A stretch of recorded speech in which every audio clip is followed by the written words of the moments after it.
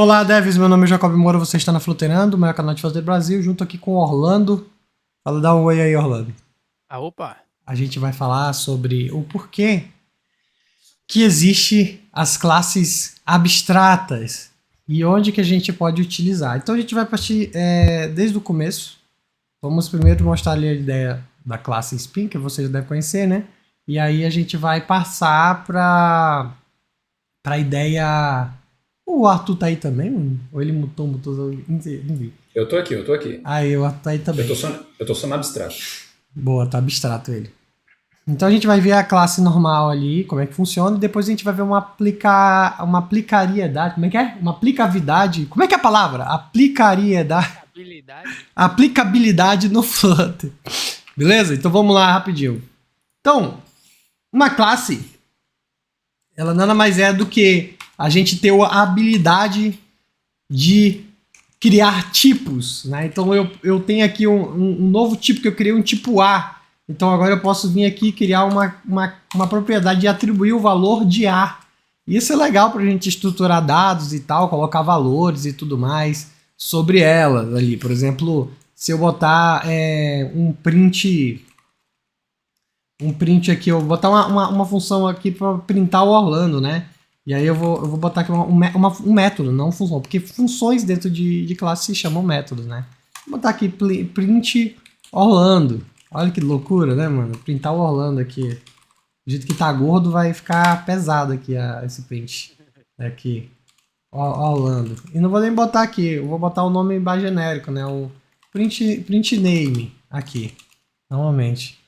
Então, o que vai acontecer? Vamos iniciar aqui no A e vamos chamar aqui a função printName. E acabou. Ela já executa aqui embaixo, ó.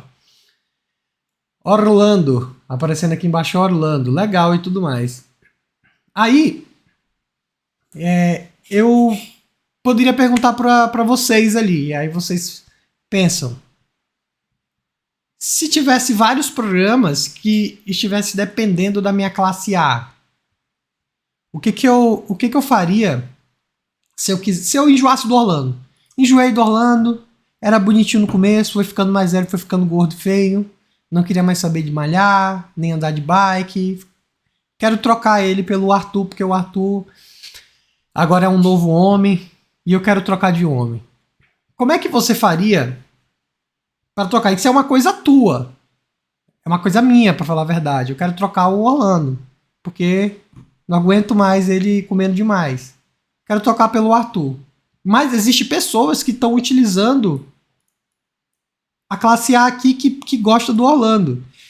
E querem manter o Orlando. Então só eu não quero manter o Orlando. Então simplesmente, assim, a gente pensa, vamos trabalhar por flag aqui. Vou botar um string aqui, name, e aí quem quiser botar o Orlando, põe o Orlando. Quem quiser botar o Arthur, põe o Arthur. Mas, cara, programação orientada a flag sempre vai dar problema de interpretação depois, de você entender o que você vai querer fazer de fato, e um monte de coisas. Por isso que programação orientada a flags, a coisinhas que você recebe, não é legal. Então, quando a gente fala de uma função, a gente já está trabalhando de uma classe, toda a estrutura já vem dentro do seu construtor, por exemplo, né?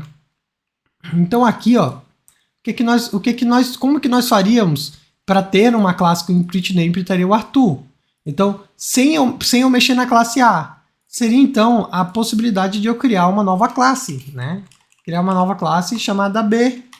E aí eu conseguiria pegar todos os métodos e propriedades da classe A apenas utilizando a palavra reservada extends, que no caso seria herança. O B herdaria tudo que o A tem. Então, essa é uma nomenclatura bem comum que você consegue entender quando eu digo para você sobre o meu pai. O meu pai tem 2 casas, quem der. Uma loja, rico, milionário. Aí ele, infelizmente, sei lá, veio falecer. Então eu herdei tudo que ele tinha. As 2 casas, a loja e tudo mais. Herdei. Então isso significa que todas as lojas agora são minhas. E é exatamente essa ideia do Extended, de herança, né?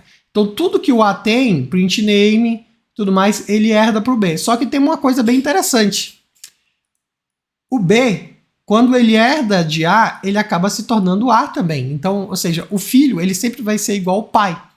Mas o pai ele não vai ser igual ao filho, tá? Mas o filho sempre vai ser igual ao pai. Isso significa que eu posso instanciar o B, aqui, ó, bem aqui, numa propriedade, daqui, ó, na variável A, sendo que ela está esperando uma tipagem A. E falei, ué, mas o tipo A, ele recebe a instância do tipo B? Sim. Por quê? Porque ele estende de A. Então, o B, ele é tanto B, aqui, ó, ele é tanto B, quanto ele é o A também, ao mesmo tempo. Ele tem todas as propriedades, ó, que o A tem, portanto, é o mesmo tipo. Tá entendendo? Isso é uma coisa que a galera chama de polimorfismo, que é uma classe poder ter várias formas, né? E várias maneiras, através de através da herança. Então aqui você está vendo um exemplo claro ali. Então mesmo o print name que tem aqui na classe A, agora tem na classe B. E eu estou instanciando a classe B na propriedade A. Isso não é que dá um nó na tua cabeça, tá? Quando quem vê isso aqui pela primeira vez, não é sobre dar um nó. É sobre a pessoa pensar, caralho, isso é possível? Mas, cara, isso quebra a racionalidade das coisas. E não é, mano. Simplesmente dá um nó mais porque você pensa que isso não é possível. Mas tá aqui. Você tem o polimorfismo na orientação a objetos. Você tem vários tipos trabalhando num só. Então, ó, você tem o Orlando printando ainda e eu não escrevi nada aqui na classe B. Porque ele está herdando tudo que está feito na classe A. Agora existe uma forma de eu utilizar na classe A aqui uma maneira de eu sobrescrever esse método printName para mim sim trocar o Orlando finalmente pelo Arthur. E como é que eu faço isso? Eu basicamente escrevo novamente o nome do método do pai, né, do mesmo jeito, e em cima dele eu coloco uma anotação arroba, vou botar aqui override, que significa sobrescrita. Eu vou sobrescrever o que tem aqui, ó, nesse print do Orlando. Sobrescrever esse método aqui todo. E aqui dentro eu vou printar o que eu quiser. Agora eu vou printar o Arthur. Então você nota que a classe A ela continua a mesma, mas eu estendi ela. Eu criando uma nova classe herdando de A. Isso significa que se aqui em cima eu herdar, aqui, se eu instanciar B numa variável que tem A, mesmo ela sendo A e eu printando, eu fiz a sobrescrita aqui embaixo. Olha o que vai rolar. Ele vai printar Arthur. Eita, peraí que o Arthur não quis ser printado. Aqui, ele vai printar o Arthur, em vez de printar o Orlando. Agora, se eu instanciar de A diretamente, que é a classe pai, jogar aqui, ele printa Orlando. Então aqui a gente tem uma ideia bem interessante sobre a classe B. Vou até botar o print aqui B, ó, e vou mudar o nome da variável para B também. Se vocês forem ver, vou fazer um print e comparando os tipos, ó. O B, ele é igual à classe A. Ó, is A, o B is A. E o B ele também é igual B. Então a variável B que eu instanciei, ele é do tipo A e ele é do tipo B. Vamos ver se ele dá true, os dois, ó. Se você for ver, ó, ele dá true. Então aqui a gente tem mais uma prova do polimorfismo. Ele é tanto A quanto B, né? Bizarro, né? Essas coisas aqui. Isso é incrível, eu acho muito bacana. Agora o mais importante que a gente tem que notar é o seguinte, ó. A classe A, quando a gente instancia a classe A, a variável A agora, né, quando a gente instanciou, a classe A, obviamente, ela é do tipo A, obviamente, né, nem precisa testar. Mas será que ela é do tipo B? E aí a gente vai rodar aqui para você ver, ó. E aqui está dizendo que é falso. Então é um ponto que a gente tem que ter essa noção. A classe A, ela é do tipo A, obviamente, mas ela não é do tipo dos filhos dela. Então, quem herdou da classe A, tipo B, Pode ser do tipo A se você instanciar a classe B, mas o tipo A não tem nada a ver com os seus filhos, tipo o tipo B. Então ele nem sabe que é esse tipo B aqui. Assim funciona então na programação orientada a objetos. Se você trabalhar então com uma outra, digamos que você tem um método, uma outra função aqui para você printar, exec print, e aí você recebe o A aqui para você printar. E aqui dentro que você vai chamar o método a.printName. Na hora que você chamar esse método aqui em cima, deixa eu colocar aqui, você pode chamar tanto tanto aqui, ó, execprint, você pode chamar tanto no execprint a instância do A, quanto a instância do B. Tá vendo? Ó? Daria certo, ó, dos dois jeitos, ó, porque o B ele estende de A, então ele é do tipo A também. Isso acontece. Agora, se o meu exec ele depender do tipo B, o que vai acontecer? Olha só, ele aceita, obviamente, o tipo B, mas o tipo, a classe A, o tipo A, ele não vai aceitar mais, né? Isso quebra um pouco as pernas aqui, porque você pensa, pô, mas o tipo B ele não é o tipo A, igual ao tipo A? É, mas o tipo A não é igual ao tipo B. Os filhos não têm correlação nenhuma com os pais. Esse é um troço que pode demorar a entrar um pouco na sua cabeça, por isso eu recomendo que você faça um testezinho ali para você ver acontecendo, fazendo esse trabalhinho aqui de criar uma função que tem um tipo e aí você manda a instância de um tipo que está herdando. E aí, Jacob, você fala para mim, isso aqui tem um nome? Tipo, eu tô esperando numa função uma propriedade aqui de um tipo A. Mas eu posso passar tanto a instância do A quanto a instância de quem herda do tipo A, tipo a classe B, que herda do tipo A. Como é que é o nome disso? Isso aqui a gente chama de inversão de dependência, inversão de controle, tá? O que acontece quando a gente fala inversão? A gente está invertendo, em vez de usar o A, a gente está usando o B. E acontece isso porque a classe a classe B, no caso, ela estende do tipo A. Então, qualquer coisa que for do tipo A vai receber aqui dentro. Só que aqui a gente vai entrar naquele problema para fazer a inversão de controle, que é exatamente quando é o tipo B. Mesmo o B sendo igual ao tipo A, se você passar a instância do tipo A diretamente, não vai funcionar. É aqui que entra a ideia das classes abstratas, para justamente a gente poder fazer esse tipo de inversão de controle sem depender de nenhuma implementação. Quando a gente fala de classes assim concretas, que é uma classe dessa forma, a gente vai chamar de classe concreta, que é o que você costuma utilizar, nós iremos chamar de classe concretas, tá? Classe concreta B, classe concreta A, tá bom? E quando a gente chama de classe uma classe abstrata, é uma classe que ela não pode ter uma instância. E ela serve única e exclusivamente para você ter um tipo em comum em várias implementações.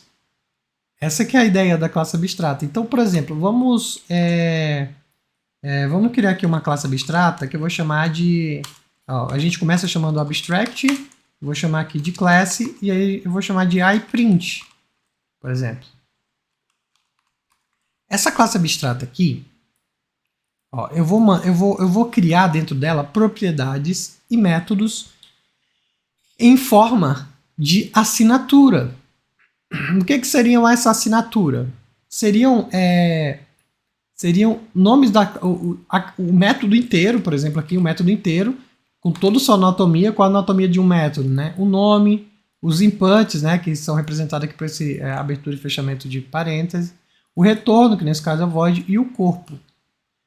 Mas, para transformar isso aqui em uma assinatura de método, nós substituímos o corpo por um ponto e vírgula.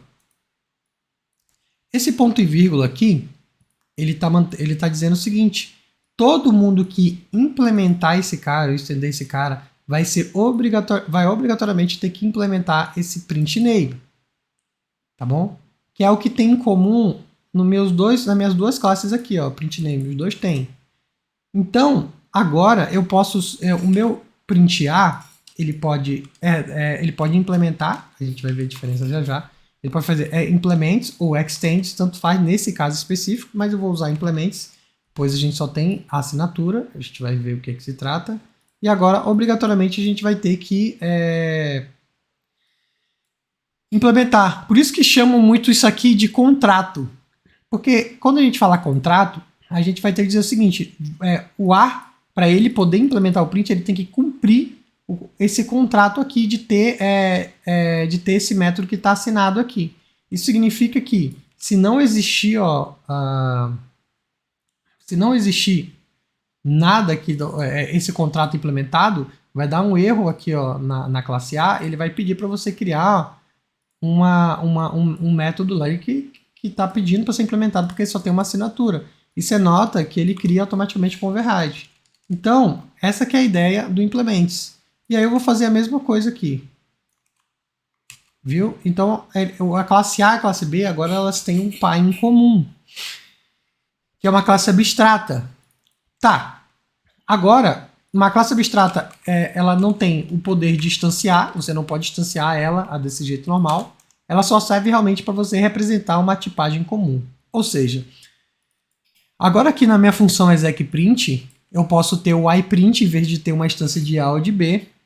E a minha modificação de controle, a minha substituição de controle vai acontecer naturalmente. Do tipo, então a instância da A e a instância da B vai funcionar corretamente aqui a execução de a substituição de controle, porque todas elas dependem do tipo iPrint. Então o A implementa o iPrint e o B implementa o iPrint. Aí você pergunta para mim assim, antes da gente passar para o Flutter, qual a diferença de usar implement e extends? E por que nesse caso tanto faz? A resposta é bem simples. Extends você pode herdar tanto de uma classe concreta quanto de uma classe abstrata, pois no Dart você não tem a ideia de interface. Tudo é uma classe abstrata, por enquanto. No futuro, há de se dizer que vai existir uma coisa assim, interface. Aí, uma interface, especificamente, ela só vai ter contratos. Ela não vai poder ter nenhuma implementação. Uma classe abstrata, eu posso ter uma implementação. Então, eu posso ter uma implementação qualquer aqui, que eu estou botando aqui, por exemplo, agora com o meu nome. E quando uma classe, ela herda... ela herda, por exemplo, numa classe abstrata, que ela faz extends, que ela herda, então isso significa que mesmo eu não sou obrigado a colocar uma implementação no meu print name. Por exemplo, minha classe A, ela vai printar Jacob. Classe A, ela vai printar Jacob em vez de Orlando, porque não tem implementação ali. Ela vai reaproveitar a implementação que eu já tenho pronta aqui na minha classe abstrata. E se eu tiver um contrato, mesmo sendo extend, ele vai me obrigar a implementar. Tá bom? Desse jeito. Agora, se eu estiver trabalhando com implements, aqui, se eu estiver trabalhando com implements, ele vai tratar todas as implementações, mesmo sendo uma implementação, ele vai tratar como um contrato. Seria como se ele vai ignorar completamente essa implementação aqui e vai tratar como se fosse um contrato. Uma assinatura de método. Ou seja, quando eu chegar aqui nesse create, eu vou ser obrigatoriamente eu tenho que implementar o print name do zero, mesmo já havendo uma implementação. Então, essa é a ideia de implement e extend. Extend reaproveita e o implement, ele não reaproveita nada que está implementado, ele tira tudo do zero ali. Então, por isso que a gente vai trabalhar com a ideia do implement, pois não tem nada aqui para ser reaproveitado. É por isso ali que acontece. Então, voltando aqui, print Orlando. E nós temos, então, a ideia do polimorfismo, ali, por exemplo, já falando aqui também do reaproveitamento, de herança, né? E para que serve a classe abstrata. Tá. Beleza, Jacob. Entendi o motivo de utilizar classe abstrata. Para mim, por exemplo, quando eu for fazer uma inversão das minhas instâncias, inversão dos controles, das dependências aqui, em algum método específico, em vez de ele depender da minha classe concreta, ele depende de uma classe abstrata. Isso então, faz com que qualquer classe concreta que implemente iPrint vai poder ser recebida aqui no meu método executePrint. Por exemplo, eu posso criar uma outra classe, a classe C, que implementa iPrint, e aqui eu posso botar qualquer coisa. Ou seja, eu vou criar uma terceira instância de classe que vai poder ser aceita por esse método. Então esse meu método aqui ele acaba sendo poliglota. Por causa do polimorfismo, ele aceita qualquer coisa. E eu estou usando a minha classe abstrata, como o nome já diz, é abstrata, apenas para me ter uma assinatura, né, do método, para que eu obrigue todos os métodos que implemente a ter como contrato, e aí todos vão ter o print name, portanto, eu vou poder receber aqui. E agora na prática, aonde que na prática isso aqui é bem utilizado no Flutter? Né? Vamos supor que nós estejamos trabalhando com métodos externos, funções externas ali, né? E nós estamos trabalhando com serviços assim externos. E aí nós vamos precisar, para consumir essa API, utilizar, por exemplo, o DIL. Normalmente, o que você vai fazer? Você vai fazer isso aqui, ó. DIL service, né? E aí você vai ter, eu vou instalar o DIL aqui, né? Só para a gente poder ver, Flutter pub add DIL, e vou instalar o HTTP também, só para a gente manter os dois, já que a gente vai usar. Ah, não dá para instalar os dois ao mesmo tempo? Ah, o slide faz, né? Então vou instalar aqui, ó, instalei uma dependência. E aqui, vamos supor que, por exemplo, eu esteja utilizando aqui esse DIL serve, eu vou chamar aqui de JSON Service, né? Que ele está utilizando o DIL ali. Aqui eu vou criar a instância do DIL, que é um client HTTP muito popular aqui. E vou utilizar e vou criar um método aqui fetJSON, né? Void, por exemplo, fetJSON. Ele vai pegar ali em algum lugar, né? Por exemplo, esse cara vai ser future. Ele vai retornar, por exemplo, um dynamic mesmo. E aí eu vou executar aqui, ó, pegar o response, né? Response await DIL.get. E aí, como é que é, Orlando, aquela parte lá do JSON placeholder? Vou pegar, por exemplo, aqui do JSON placeholder, por exemplo, aqui ele para pegar um to-do aqui. Então, aí eu estou pegando o response e agora eu retorno o response.data. Pronto. Esse cara aqui eu sei que ele é um map, então eu vou deixar ele como map. Agora, para mim consumir esse cara, em vez de eu chamar ele direto numa interface, eu vou chamá-lo em um método aqui chamado consume. E vou consumir ele aqui. E esse consume ele vai acessar, ele vai receber a instância do meu service. Então agora eu vou pegar aqui o dado, executando aqui, pegando esse meu service e executando o fetJSON. Vou botar async await, e aí esse data eu vou ter o que eu quero, né, que é o acesso externo ali.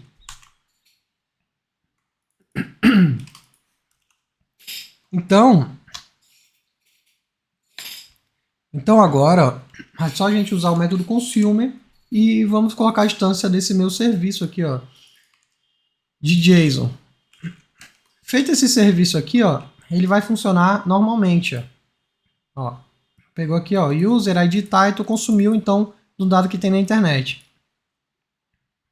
Vamos supor então que o JSON aqui ele tenha um pequeno problema. O DIL, que é a biblioteca que nós estamos utilizando, o cara simplesmente não quis subir ela de versão e está dando problema para você. E agora existe só um consumer aqui, né? Mas você pode ter vários consumers aqui na tua ave, consumidores e tudo mais, que depende desse cara aqui. Vários consumers ali. E agora então como é que você vai fazer para trocar esse carinha aqui. Tu vai ter que trocar nesse canto todo e vai perder a implementação que você tinha anteriormente quando o DIL voltar a funcionar, por exemplo. Então, o caso seria você usar a inversão de controle e, em vez de você depender de uma classe concreta, você depender de uma classe abstrata. Então, isso que nós estamos fazendo é meio que nos proteger de packages externos. Então, eu vou chamar o JSON Service de classe abstrata.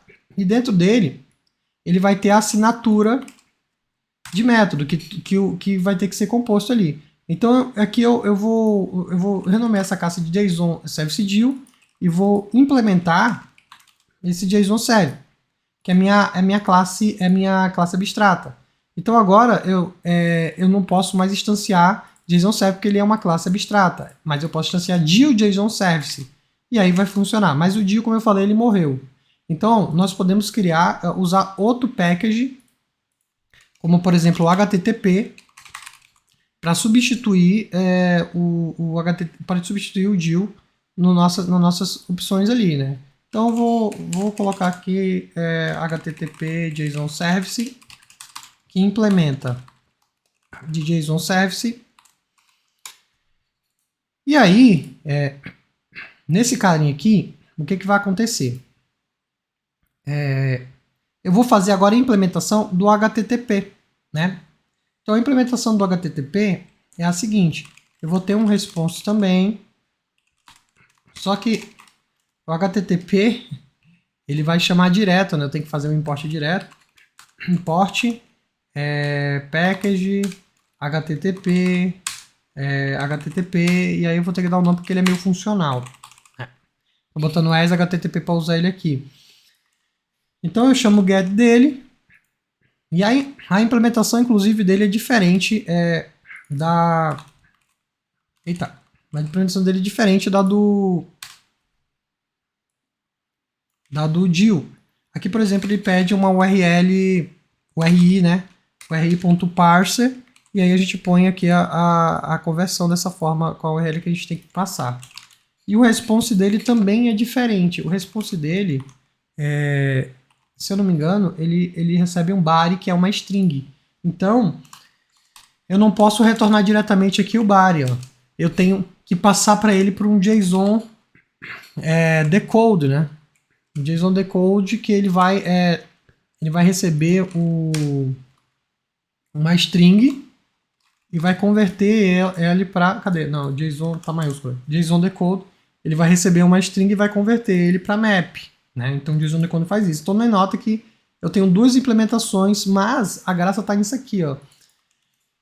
No meu sistema, quando eu for injetar, eu não vou alterar o consumidor.